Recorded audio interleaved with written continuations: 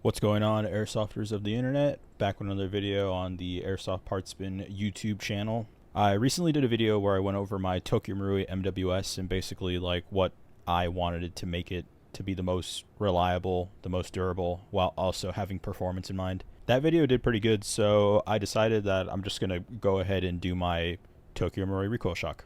Here's my Tokyo Marui Recoil Shock. I already saved the trouble of having to split the upper and the lower. We'll start with the upper this time, and then we'll work our way to the lower, mostly because the lower has a lot that I want to cover. Before we even start with going over the upper and lower, just a general overview. This gun started off as a Tokyo Marui Recoil Shock 14.5-inch SOP mod with the 14.5-inch barrel and the like 7-inch Knight's Armament or the clamshell Riz handguard. I kept the stock outer barrel and the stock like receiver and everything inside, and just put a block 2 rail. The lower, everything stock on the lower except for the receiver pin, but we'll go over that in the lower. So all in all, externals, pretty much just a rail swap. So let's start digging in. We'll start with the upper, then work with the lower. The upper is fairly simple. It's just a stock Tokyo Marui Recoil Shock upper receiver. It has the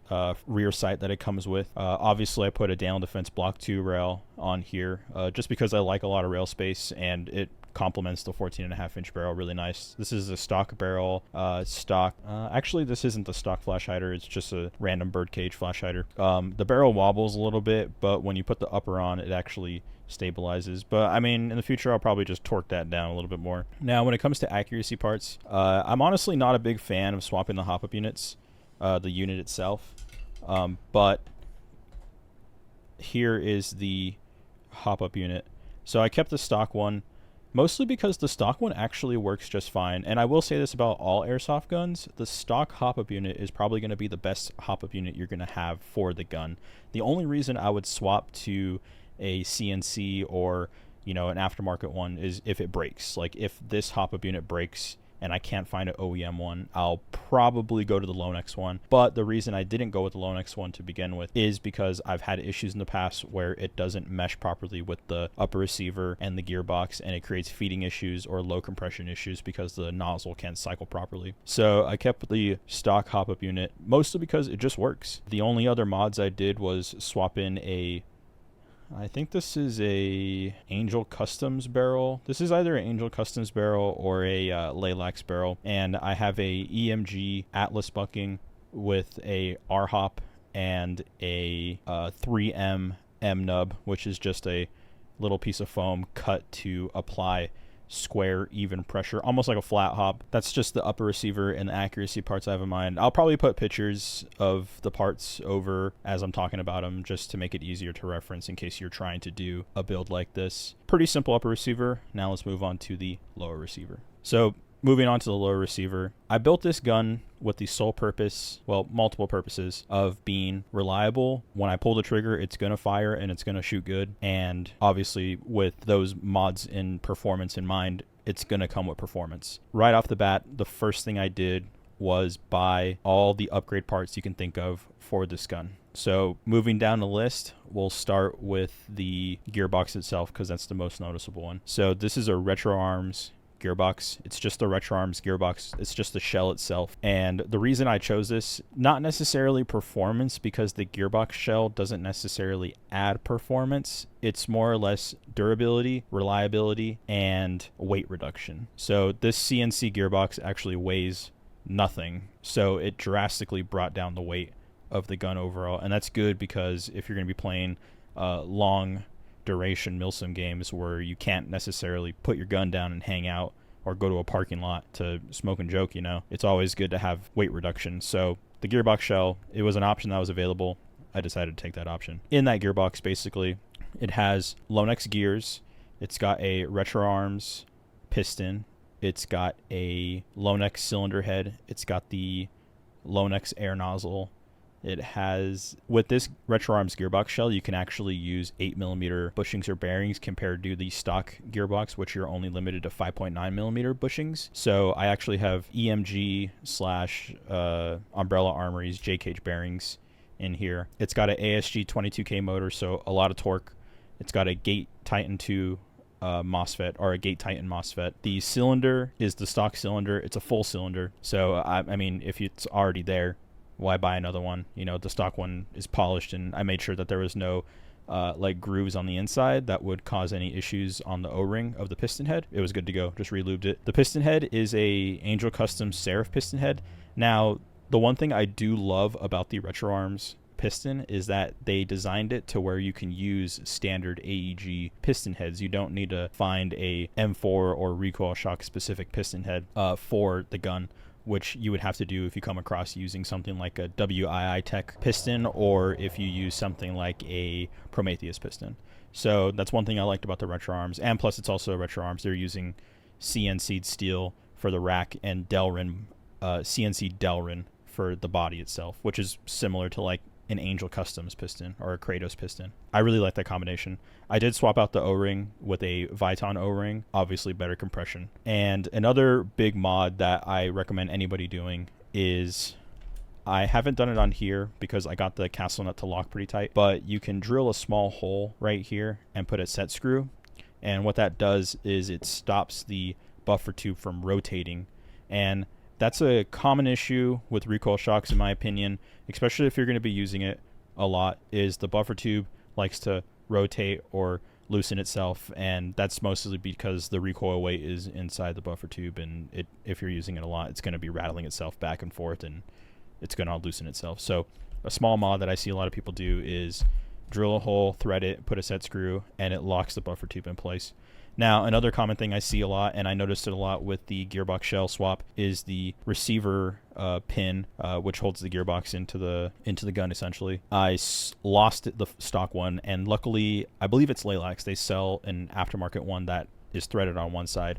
So all you have to do is just slot it in and then use a 1.5 millimeter hex driver and just put the screw in, and it's locked in, so you don't have to worry about it falling out or anything. Other than that, this gun has been like my go-to. I have gone through one set of gears, mostly because Lonix had a bad batch of QC gears and the spur gear delaminated from the top and bottom section, so they just delaminated. So I just put in another Lonix gear set.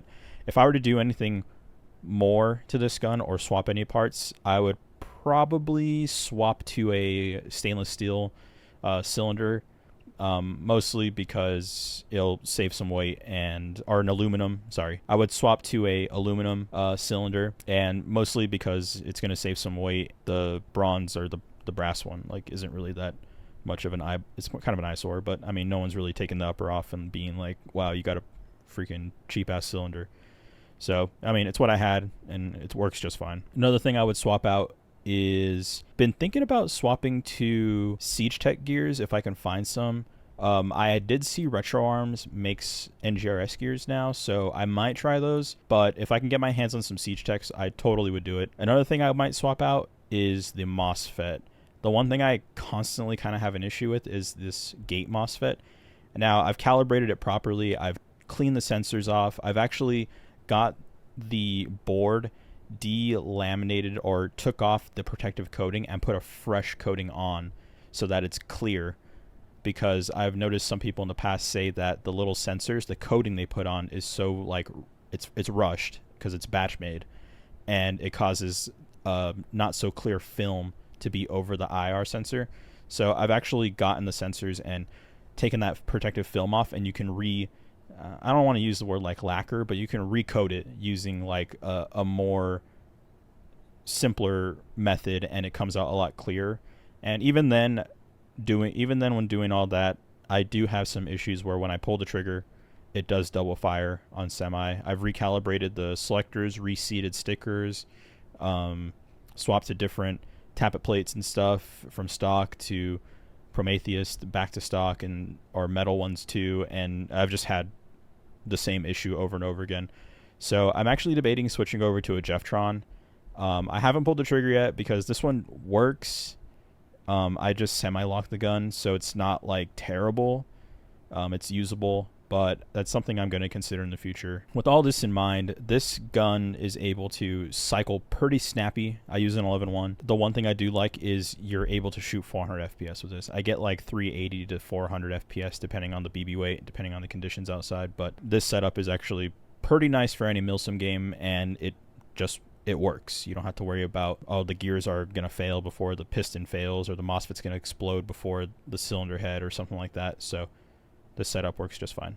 So I'll put the gun back together, and then we'll just do a general overview, and that's pretty much my TED Talk about this recoil shock. So basically, that's just a small little overview of one of my personal guns, Tokyo Marui Recoil Shock. Love this gun. Probably going to be the gun I will never sell and just use it into the ground. I have a lot of money into this thing, and it works. It works really good. Use 11-1s, can take it to pickup games as a backup gun. I like using my MWS mostly. This gun does work really good as a backup. If I'm doing an impression kit or something, I can just swap the rail, swap to a different upper, swap the barrel, and there's a lot of commonly available parts for this to use. The gearbox just stays the same, the lower stays the same. Just spray it, paint it again, and call it a day. If you're looking for something like this that has actual recoil, like felt recoil and blowback, that doesn't require any type of pneumatics and it just is all mechanical, this would be the gun I would use. KWA is a good alternative in my opinion. I think they don't perform as good as this. I don't want to get started on Bolt. They just rattle themselves to death. Overall,